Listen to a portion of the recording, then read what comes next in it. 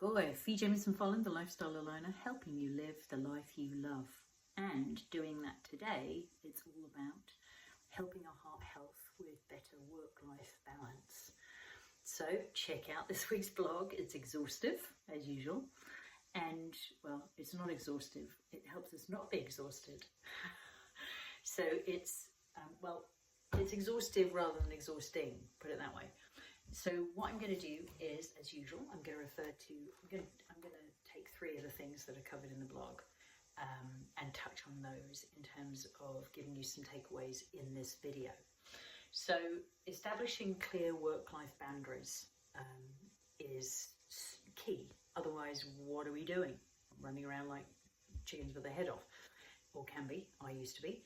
And part of that is not only saying no, and establishing those boundaries where we know for ourselves personally, this is where work starts, this is where it stops. Also having a physical spot that we can do that. So closing the door, yeah, it's really useful having my office here to be able to literally close the door and that's it, I'm done. The prioritization means that we're clear about, okay, yeah, there are tons of things that we'd ideally like to get done. I actually choose one main priority that day and just get on with it, or that week, or that month.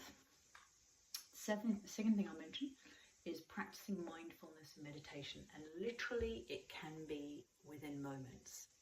So we can establish that like a baseline, and not only be present in this moment helps us to refocus, but also to release what it is that, yeah, there might be lots of other things that might feel like we need to focus on, but this is all we can focus on right now, and the difference is extraordinary, or can be. And so that can be through just a simple deep breath in through our nose, down into our belly, then holding for a couple of seconds and then letting it go. And then release. And that can completely reset our system. It actually helps us go into parasympathetic mode, which is where we're able to rest, digest and heal. And it might be a calming word or phrase that we use, like, okay, it's time to relax. I'm now relaxing. I deserve to be relaxing now.